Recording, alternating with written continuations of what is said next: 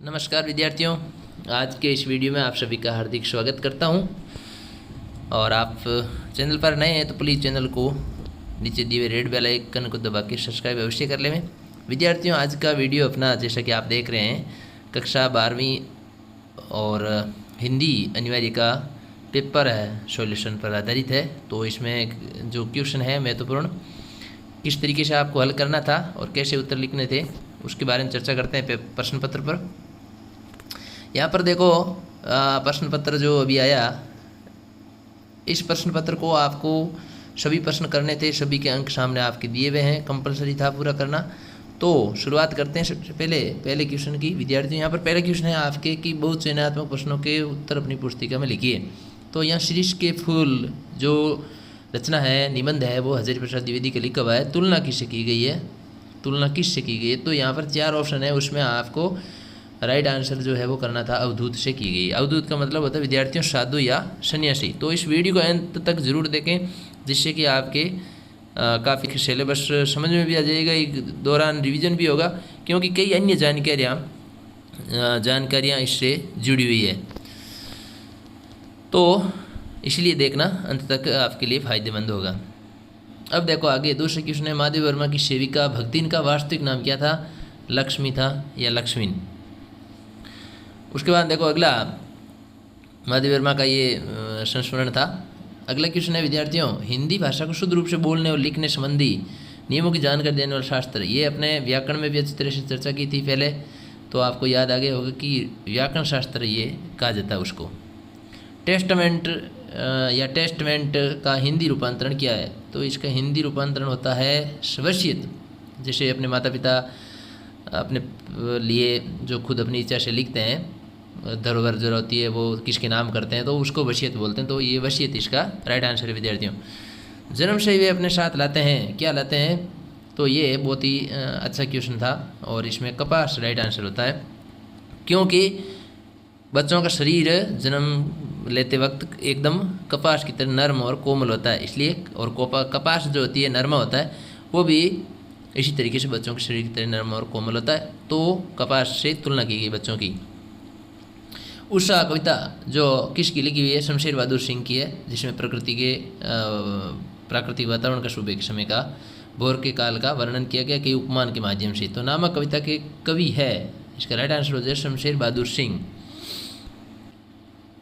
अगला क्वेश्चन है विद्यार्थियों, मोहनजोदड़ो किस काल के शहरों में सबसे बड़ा है? तो इसका राइट आंसर हो जाएगा आपके ताम्रकाल का सबसे बड़ा शहर है। आदर्श रूप में पत्रकारिता किसका प्रतिबिंब है? तो इसका राइट आंसर विद्यार्थियों हो जाएगा यथार्थ और वास्तविकता का प्रतिबिंब माना जाता है, ये इसका राइट आंसर है। किसी खबर का घटना स्थल से सीधा प्रसारण करना क्या कहलाता है? तो लाइव बोलते हैं उसको, जहाँ से सीधी खबरें दिखाई जाती है टीवी पर एंकर के द्वारा, फोन इन वाइट नेट नहीं होता वो। अब देखो अगला दूसरा क्वेश्चन है विद्यार्थियों आपके लिए था प्रश्न पत्र में कि रिक्त स्थानों की पूर्ति कीजिए। तो ये पहला था कि भाषा को लिखने के लिए जिन लिपि चिन्हों का प्रयोग होता है, जिन चिन्हों का प्रयोग किया जाता है उन्हें क्या कहते हैं? तो लिपि कहते हैं। बहुत ही साधारण अच्छा क्वेश्चन था और अपने करवाया हुआ भी था, तो इसलिए आपने अच्छी तरह से इसको किया होगा। अभिधा शब्द शक्ति से प्राप्त अर्थ क्या कहलाता है? तो वाच्यार्थ कहलाता है। वाच्यार्थ, लक्ष्यार्थ और व्यंग्यार्थ, ये तीनों शक्तियों के 3 शब्द है। तो यहाँ पर वाच्यार्थ आपको लिखना था। लाला लाजपत राय पंजाब के शेर हैं, कथन में निहित शब्द शक्ति है। तो यहाँ लाला लाजपत राय पंजाब के शेर हैं, तो शेर से उपाधि मतलब लक्षण है उनके व्यक्तित्व, तो लक्षणा शब्द शक्ति हो गई। काव्य में अगला क्वेश्चन है विद्यार्थियों, काव्य में शब्द के स्थान पर अर्थ में निहित चमत्कार क्या कहलाता है? शब्द के स्थान पर अर्थ में निहित चमत्कार, तो वहाँ अर्थ अलंकार हो गया। अगला क्वेश्चन है विद्यार्थियों, ज्यों ज्यों बूढ़े श्याम रंग त्यों त्यों उज्ज्वल होई। तो यहाँ विरोध हो रहा है। कोई डूबने से, बूढ़े का मतलब हो गया अभी डूबना, बूढ़े का मतलब बूढ़ा नहीं है, डूबना है। तो कोई डूबने से कैसे उज्ज्वल होता है? तो फिर खत्म हो जाना चाहिए, लेकिन यहाँ पर वैसे पढ़ने से ऐसा लग रहा है जैसे कि विरोध हो रहा है। वास्तव में कोई विरोध नहीं होता। मतलब भक्ति में हम जितना डूबते हैं ना, भगवान के ईश्वर का नाम जितना लेते हैं, उतना ही हमारे जीवन में अज्ञानता का जो अंधकार है दूर होता है और उज्ज्वल यानी प्रकाश फैलता है। तो इसलिए इसमें विरोधाभास अलंकार हो जाएगा। और अगला 30वां प्रश्न है भाई अपठित गद्यांश को पढ़ करके उत्तर देने। तो ये बहुत ही आसान क्वेश्चन था, यानी आसान था। इसमें इसको देख करके ही आपको ये उत्तर लिखने थे सभी, जितने भी 5 प्रश्न दिए हुए हैं। और ये ध्यान रखें हमेशा कि इन 5 प्रश्नों को एक जगह ही करना होता है, कहीं दूसरी जगह नहीं कर सकते आप। बाकी प्रश्न संख्या पहले बाद में कहीं भी कर सकते हैं, लेकिन करना एक जगह होता है। तो राष्ट्र चरित्र है ना, ये इसका आपके हो जाएगा उपयुक्त शीर्षक गद्यांश का, अपठित गद्यांश का। फिर है अपठित पद्यांश है, तो ये भी आसान है। हरिवंश राय बच्चन की है, पूर्व चलन के बटोई बाट की पहचान कर ले। तो इसका पूर्व चलन के बटोई ये इसकी कविता का शीर्षक हो जाएगा। और बाकी तो आपको अर्थ लिखना ही है इसकी। बाट का मतलब है, बाट का क्या तात्पर्य, ये इसका एक है प्रश्न। बाट का मतलब है यहाँ हो गया रास्ता, मतलब पथ की पहचान करना जरूरी है। जब जिस जगह और जाते हैं, जिस और रवाना होते हैं ना, तो रास्ता देखना चाहिए कैसा है। बटोई का मतलब है राहगीरा, जो चलता है रास्ते पर आदमी, उसको कहते हैं। ये ध्यान रखें आप, बटोई का। और फिर है कंटकों के शर मिलेंगे। तो कंटकों के शर का मतलब बाण, कंटकों का मतलब परेशानियों के कई तीर आपको सहन करने पड़ेंगे, झेलने पड़ेंगे, अपने खुद पर लेने पड़ेंगे। और बाधाओं और समस्याओं को सामना यदि करते हैं तो ही हमें अपना जो बाट यानी जो रास्ता है, मंजिल है, वो प्राप्त होती है। ये इसका आपको अर्थ लिखना था। पूर्व चलन के बटोई ये शीर्षक हो जाएगा उचित। अब देखो खंड बे में विद्यार्थियों 2-2 नंबर के क्वेश्चन है। तो इसमें आपके 40 से 45 शब्दों में आपके उत्तर देने थे विद्यार्थियों। तो आपने इसको सही किया होगा। इंटरनेट पत्रकारिता से क्या आशय है? तो इसमें आपको इंटरनेट पत्रकारिता का मतलब है जो इंटरनेट के माध्यम से हम ऑनलाइन पढ़ते हैं, अखबार है या पत्र पत्रिका है, तो वो इंटरनेट पत्रकारिता कहलाती है। काले मेघ का पानी दे पाठ के आधार पर जीवन में त्याग और दान के महत्व को बताइए। तो त्याग और दान का बड़ा महात्म्य है। हम किसी चीज़ का त्याग करते हैं तो बहुत उसकी महत्व माना जाता है, वैल्यू होती है। और दान देने से किसी का हित होता है, भला होता है। जैसे कि पाठ में भी बताया गया, जी ने उसको लेखक को कहा कि हम कुछ शेर या जो बीज हैं वो ज़मीन में बोते हैं, लेकिन उसका हमें बहुत अधिक वापस मिलता है, त्याग करते हैं। तो वही बातें यहाँ पर इसमें काले मेघ पानी दे पाठ के अंदर आपको लिखनी थी। और इसमें आप ऐसे लिख सकते हैं विद्यार्थियों कि भी मनुष्य हम जो कुछ भी पाना चाहते हैं, हासिल करना चाहते हैं, तो उसके लिए त्याग करना पड़ता है, बिना त्याग के। और रही बात दान की, तो त्याग के बिना दान भी नहीं होता है। तो इसलिए लोक कल्याण के लिए और परोपकार की भावना के लिए स्वार्थ की भावना से ऊपर उठ करके हमें त्याग और दान करना चाहिए। अब उसमें किसी गरीबियों का हित कर दिया हो, किसी को कुछ बांट दिया हो, तो ये उत्तर लिखना था। विप्लव रघु से छोटे ही शोभा पाते हैं। विप्लव रघु और छोटे ही शोभा पाते हैं से क्या समझते हैं? विप्लव रघु का मतलब है क्रांति, छोटे ही शोभा पाते हैं मतलब दलित वर्ग या किसान, मजदूर, उन लोगों को बताया गया छोटे ही शोभा पाते हैं। तो ये इसका अर्थ लिखना था। मोहनजोदड़ो की खुदाई में मिले नगर नियोजन की कोई 2 विशेषता लिखिए। तो एक तो वहाँ बड़े बड़े स्नानागार थे, और दूसरी वहाँ निकासी, जल निकासी की व्यवस्था बहुत अच्छी थी, और पक्की ईंटों से बनी हुई थी नालियाँ सभी। तो ये इस प्रकार से ऐसी विशेषताएं आपको लिखनी थी। अगला है बसंत पाटिल से दोस्ती होने के बाद लेखक के व्यवहार में कौन कौन से परिवर्तन हुए। तो ये आपको लिखना है। एक तो अब इसमें आप पॉइंट बना के लिख सकते थे, उत्तर लिखना था कि एक तो उस पढ़ाई में मन लग गया, और दूसरी बात लेखक ने उसका नाम रख दिया अच्छा, साथ ही साथ किसी प्रकार से परेशानी भी नहीं थी। कोई परेशानी आती तो बसंत पाटिल होशियार थे, तो उससे माध्यम से दूर हो जाते। तो इसमें आप ऐसे लिख सकते हैं भाई दोस्ती हो गई, सहायता करने लगे एक दूसरे की, बच्चों के सवाल भी जांचने लगे, गणित में काफ़ी होशियार हो गए, और मंत्री जी मास्टर उनको आनंद कहकर पुकारने लगे। तो इस तरीके से लेखक का पाठशाला विद्यालय में विश्वास बढ़ने लगा। ये उत्तर है आपको इसमें लिखना था विद्यार्थियों। अगला है, अगले खंड में आपको 3 नंबर के उत्तर करने थे। खंड 6 में द्विवेदी ने शीर्ष के माध्यम से वर्तमान समय की भागदौड़ भरी और संघर्षपूर्ण जीवन जीने की सीख दी है। उक्त कथन से आप क्या समझते हैं? तो इसका अर्थ हम ये समझते हैं कि जैसे शीश का फूल सभी परिस्थितियों में एक समान खिला रहता है, उसी तरीके से हम जीवन में आगे बढ़ते हैं तो अनेक प्रकार की समस्याएं आती है, बाधाएं, परेशानियों का सामना करना पड़ता है, लेकिन फिर भी हमें किसी प्रकार से निराश नहीं होते हुए आगे बढ़ने का प्रयास करना चाहिए और रुकना नहीं चाहिए। ये इसमें समझाया गया, बताया गया। जाति प्रथा और श्रम विभाजन में क्या अंतर है, स्पष्ट कीजिए। ये अगला क्वेश्चन था विद्यार्थियों। लिखना था भाई, श्रम विभाजन जो होता है वो व्यक्ति की उसकी कार्य करने की क्षमता और उसकी कार्य कुशलता के आधार पर बंटवारा होना चाहिए या होता है, लेकिन श्रमिक विभाजन में लोगों को जन्म के आधार पर बांटकर पैतृक पेशे को अपनाने के लिए बाध्य किया जाता है। ये फर्क होता है एक। श्रम विभाजन में व्यक्ति अपनी इच्छा के अनुसार व्यवसाय का चयन करता है जैसा उसको अच्छा लगता है, लेकिन जाति प्रथा के आधार पर उसको वही व्यवसाय चुनना होता है जो उसका पैतृक कार्य होता है, वो व्यवसाय में परिवर्तन नहीं कर सकता। और साथ ही साथ ऊंच नीच, भेदभाव, असमानता का भाव पैदा होता है और इससे फिर गरीबी, बेरोजगारी जैसी समस्याएं उत्पन्न होती है। तो ये मुख्य अंतर है श्रम विभाजन और जाति प्रथा। जाति प्रथा में आप हैं तो आपको जाति के अनुसार ही कार्य करने पड़ेंगे, श्रम विभाजन में वो व्यक्ति अपनी इच्छा के अनुसार काम करता है। अगला क्वेश्चन है, देखो, उषा कविता के आधार पर बताइए कि कवि ने किन उपमानों का प्रयोग कर कविता को गतिशीलता दी है और इसके आधार पर अन्य किस उपमानों का प्रयोग किया जाए। तो अन्य उपमानों में आपको ये जो मैंने लिखे हैं यहाँ, ऐसे उपमानों काम ले सकते हो आप। नील कमल है, नीला कमल है, मंदिर का शिखर है, सौंदर्य प्रेमिका है और मधुर चांदनी है, ये ऐसे लिए जा सकते हैं। अब इसमें कौन कौन से उपमान लिए गए हैं, तो इसमें सूर्योदय के बाद में जो दृश्य है उसका वर्णन किया गया विद्यार्थियों। भोर से पहले नीला शंख जैसा, राख से लिपा हुआ चौका है, सूर्य को झिलमिल गोरदे जैसे बताना, और काली स्लेट, लाल खड़िया, ये कई उपमान काम में लिए गए हैं। तो इस प्रकार से इस आपको उत्तर लिखना था।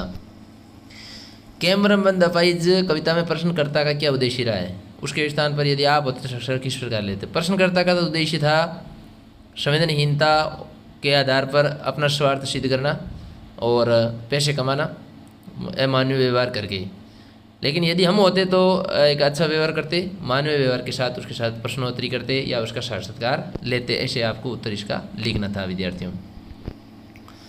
अब देखो, इसमें सिल्वर वेडिंग कहानी की वर्तमान समय में क्या प्रासंगिकता अपने शब्दों में लिखी। तो वर्तमान समय में प्रासंगिकता यह है कि हमें अपने मानवीय मूल्यों और नैतिक मूल्यों की पहचान करनी चाहिए, उनको जिंदा रखना चाहिए एवं बड़े बुजुर्गों का मान सम्मान करना चाहिए। ऐसे आपको उत्तर इसका आगे लिखना था। अगला क्वेश्चन है विद्यार्थियों, दादा की समझ से गुण ज़्यादा निकालने का अपेक्षा भाव अधिक मिलना चाहिए। ये कथन वर्तमान समाज की प्रतिस्पर्धा और धन लोलुपता की प्रवृत्ति को इंगित करता है। इस कथन के संदर्भ में अपने विचार स्पष्ट कीजिए। तो इस कथन का यही है कि हमें धन और लालच में पड़ करके ऐसे अनैतिक कार्य नहीं करने चाहिए और अपना प्रतिष्ठा, मान सम्मान आदि कैसे रहे उस पर ज़्यादा है वो भाव रखना चाहिए या उस पर विचार करना चाहिए। ये बातें थी। पढ़ाई लिखाई के संबंध में लेखक और दत्ताराव जी का रवैया सही था या लेखक के पिता का। तो दत्ताराव और लेखक का रवैया सही था। लेखक के पिता तो उनको काम करना चाहते थे खेती में और पढ़ाई से दूर रखना चाहते थे, क्योंकि वो ये चाहते थे कि भी खेती में ये काम करता ही रहे और खुद वो ऐसे ही आवारा पशु की तरह घूमते रहते थे। पिताजी तो कोई कार्य नहीं करते थे। इस वजह से ऐसा इसका उत्तर लिखना था। महादेव वर्मा का लेखक परिचय और हरिवंश राय का लेखक परिचय लिखना था। तो महादेव वर्मा का तो आपको लिखना है छायावादी कवित्री, हरिवंश राय बच्चन हालावाद के प्रवर्तक, इनका 1907 में, इनका भी 1907 में, 2003 में, उनका महादेव वर्मा का 1987 में, और उनकी कुछ रचना आपको लिखनी थी। प्रमुख कवित्री है महादेव वर्मा। तो ये कवि परिचय भी आसान था विद्यार्थियों आपके लिए, इसको आपको लिखना था। फीचर लेखन की शैली पर प्रकाश डालिए, ये अगला क्वेश्चन था विद्यार्थियों। शैली जो है पूर्णतया एकदम कलात्मक शैली होती है, मनोरंजन की शैली होती है, विनोद का पुटरता, हास्य व्यंग्य का। हालांकि जो शैली है वो एकदम सरल स्पष्ट होनी चाहिए, मर्मस्पर्शी होनी चाहिए, कम शब्दों में अधिक कहना, ओजपूर्ण भाषा, वाक्य रचना एकदम सरल, ये इसकी शैली होनी चाहिए। सरल और बोधगम्य सरल शैली होनी चाहिए। विषय ऐसा होना चाहिए जिससे ज्ञानवर्धन और मनोरंजन दोनों हो, ये था। और इसी में देखो अगला क्वेश्चन है विद्यार्थियों, फीचर लेकर और आलेख लेखन में अंतर स्पष्ट कीजिए। तो आपको इसमें अंतर लिखने थे कुछ। आलेख तो एक गंभीर विषय पर होता है फीचर कोई गंभीर विषय जरूर नहीं, हास्य और मनोरंजन के लिए होता है। इसके अलावा इसमें लिखा फीचर की जो शब्द सीमा होती है ना, वो आपको मैंने पहले ही बताया था जब व्याकरण की थी, 250 से अधिक नहीं होना चाहिए। आलेख बड़ा हो सकता है। आलेख को संपूर्ण जानकारी तथ्यों के साथ लिखा जाता है। फीचर के लिए है वो अपनी ज्ञानेंद्रियों और इंद्रियों के माध्यम से अनुभव और मनोयोग की सहायता लेकर के भी उसको लिख सकते हैं। फीचर विषय से संबंधित व्यक्तिगत अनुभवों पर आधारित होता है, जबकि आलेख में विषय पर तथ्यात्मक और विश्लेषणात्मक जानकारी होती है। कल्पना का स्थान फीचर में, इसमें आलेख में नहीं होता है, कल्पना का स्थान फीचर में होता है। तो ये कुछ 4-5 अंतर आपको लिखने थे विद्यार्थियों। अगला है, अगले अपने थी सप्रसंग वाक्य थी। तो ये छोटा मेरा खेत चौकोना, ये उमाशंकर जोशी की लिखी कविता है और उसका आपको भावार्थ अच्छी तरह से करना था। आपको से प्रसंग, पहले प्रसंग लिखना था। प्रसंग लिख करके प्रस्तुत पद्यांश कवि उमाशंकर जोशी द्वारा लिखित है। उनकी कविता छोटा मेरा खेत से लिया गया है और इसमें खुद को किसान के समान बताकर अपने भावों की खेती पर साहित्य रचना पर प्रकाश डाला है, ऐसा आपको लिखना था। फिर व्याख्या शब्द लिख करके व्याख्या करनी थी। और वो बता रहे हैं कि भी कागज़ का एक पन्ना है मेरे पास, छोटा सा चकोर खेत के समान है। कागज़ के पन्ने को छोटा सा चकोर खेत के समान बताया। किसान जैसे ज़मीन पर बीज बोता है, उसी प्रकार से कवि कह रहे हैं मैं कागज़ पर अपनी रचना को शब्दबद्ध करता हूँ, उगाता हूँ, यानी कागज़ पर रचना लिखता हूँ। जिस प्रकार धरती पर फसल उगाने के लिए हम किसान लोग बीज बोते हैं, कवि कह रहे हैं कि मैं वो उसी प्रकार से मेरे मन रूपी या मेरे मन में जो भाव आते हैं और उन भावों का एक अंदर आता है, उसी को कहा है भाव रूपी बीज बोना। तो ये भाव रूपी बीज किस पर, हृदय रूपी खेत पर बोया जाता है। अब जैसे किसान हम असल में पूरी फसल गल जाती है तो उसके लिए अंकुर पत्ते फसल निकल आती है हवा पानी खाद से, उसी प्रकार से कवि कह रहे हैं कि मन में उठे हुए कल्पना रूपी खाद को, मन में जो कल्पना रूपी भाव वही खाद पानी है, पी करके मेरे जो भाव है वो अहंकार से मुक्त हो जाते हैं और वो सर्वसाधारण हिताई के लिए, सबके हित के लिए कविता प्रस्तुत हो जाती है, कविता विषय बन जाती है। फिर उसमें शब्द रूपी अंकुर फूटते हैं और भाव रूपी पत्ते और पुष्प उसमें फूल और विकसित होते हैं और नए पत्तों और पुष्पों के बाहर से जैसे झुके हुए पौधे की तरह ही कविता भी सबके लिए समर्पित हो जाती है। तो ये लिखा नमित हुआ विशेष ऐसे। और अगला था अपने आचार्य तुलसीदास जी के द्वारा लिखित पद न था कि प्रस्तुत काव्यांश तुलसीदास द्वारा रचित रामचरितमानस के लंका कांड से लिया गया और इस प्रसंग में राम लक्ष्मण मूर्छा नहीं है, लक्ष्मण मूर्छा और राम का विलाप जो है वो प्रस्तुत अंश है। तो इसमें आपको इसी प्रकार से करना था, जिसमें लक्ष्मण के मूर्छित अवस्था में राम का करुण विलाप और ये जो है वो इसमें बताया गया है। तो देखो जैसे लिखा हर श्री राम भेंटो हनुमाना, राम जी के पास जब हनुमान जी संजीवन बूटी ले गए तो बहुत खुश हुए, अति कृत्य की बहुत प्रसन्नता, आभार व्यक्त किया। प्रभु परम सुजाना, परम सुजान समझ करके भगवान राम ने तुरंत वेद तब की नहीं उपाई, फिर वो सुसेन वेदी उन्होंने उपाय किया। उठी बैठे लक्ष्मण हर्षाई, लक्ष्मण जी उठ करके खुश हो गए, बहुत प्रसन्न हुए, बैठते ही हरदेव लाए प्रभु भेंटो भ्राता, और बाद में भेंटो भ्राता यानी भाई से भेंट की। वाह भगवान ने लक्ष्मण को गले से लगा लिया हृदय से, हर्षे सकल भालू कपि भ्राता। और वहाँ पर जो जितने भी भालू है बंदर है वो सभी बहुत ही खुश हुए। कपि पुनि वेद तहाँ पहुँचो, फिर कपि यानी हनुमान जी को कहा कि वेद को वहाँ पर पहुँचाओ जहाँ से लेके आए। जही विधि तहीं लाए इलावा, जिस विधि से लेकर गए थे उसी विधि से वापस पहुँचा दो। ये था इसका विद्यार्थियों। और अगला है आपके प्रसंग गद्यांश की व्याख्या कीजिए। तो बाजार का जादू ये जैनेन्द्र का लिखा हुआ निबंध है, उससे आपके लिया गया है। और पहलवान, पंजाबी पहलवान चांद सिंह, तो ये एक और इस अथवा में दिए हुए अपने गद्यांश का ये पहलवान की ढोलक से लिया गया विद्यार्थियों। फणीश्वरनाथ रेणु द्वारा रचित ये था अपने गद्यांश, तो उसका ये इस प्रकार से आपको लिखना था। और उसके बाद में अगली देखो आपके है वे अपने विद्यालय में फर्नीचर और स्टेशनरी क्रय करने हेतु तो एक निविदा प्रारूप तैयार कीजिए। तो इसमें आपको निविदा लिखनी थी विद्यार्थियों। इस निविदा को लिखने के लिए आपको प्रारूप बनाना था, क्रम संख्या, कार्य का विवरण, अनुमानित लागत, ध्रुव राशि और अवधि, और फिर इसमें फर्नीचर और स्टेशनरी में क्या क्या सामान में जो भी फर्नीचर मंगाना है, टेबल, वो आपको सब लिखना था विद्यार्थियों। और फिर उसकी लागत लिखनी थी। नीचे आपके हस्ताक्षर आ जाते विद्यालय के जो SMC है, SDSMC सचिव है उनके, और ऊपर क्रमांक और दिनांक, और बीच में आपके विद्यालय का नाम। तो ये इस प्रकार से करना था। फिर इसमें माध्यमिक शिक्षा बोर्ड 10वीं की और परीक्षा तिथि परिवर्तन की एक विज्ञप्ति लिखिए। ये आपको लिखना था, विज्ञप्ति के बीच में लिखना था माध्यमिक शिक्षा बोर्ड राजस्थान अजमेर। फिर आपको क्रमांक लिखने थे, दिनांक लिखनी थी, और फिर बीच में आपको ऐसे लिखना था कि भी परीक्षा प्रारंभ होनी थी, परंतु किसी कारणों से अब परीक्षा आयोजित आगे होगी। बोर्ड परीक्षा अपना नवीन टाइम टेबल शीघ्र ही वेबसाइट पर डाउनलोड कर देगा, डाल देगा, और आप वहाँ से डाउनलोड कर सकते हैं। परीक्षा प्रवेश पत्र विद्यालय से प्राप्त कर सकते हैं। नीचे हस्ताक्षर आ जाते सचिव के, माध्यमिक शिक्षा बोर्ड राजस्थान, और इधर आपके हस्ताक्षर हो जाते। तो ये ऐसे आपको विज्ञप्ति लिखनी थी, और पहले वाले में निविदा लिखनी थी। और उसके बाद देखो विद्यार्थियों, अगला अंतिम क्वेश्चन था कि विषय पर निबंध लिख। एक विषय पर आपको निबंध लिखना 300 शब्दों में। तो 300 शब्दों का मतलब है 3 पेज भरने थे आपको, कम से कम 3 साढ़े 3 पेज, तब ये 4 नंबर आपके पूरे आते हैं। अब बहुत ही आसान था। इसमें आप योग पर लिखते थे, स्वच्छता का महत्व पर लिख सकते थे, विद्यार्थी जीवन अनुशासन, ये बहुत ही लंबे समय से चल रहा है अपने, तो इस पर भी आप लिख सकते थे। तो इस प्रकार आशा करते हैं आपका पेपर सभी का अच्छा हुआ होगा, और मिलते हैं एक और नए वीडियो के साथ, नई जानकारी के साथ। तब तक के लिए जय हिंद, जय भारत। थैंक यू विद्यार्थियों।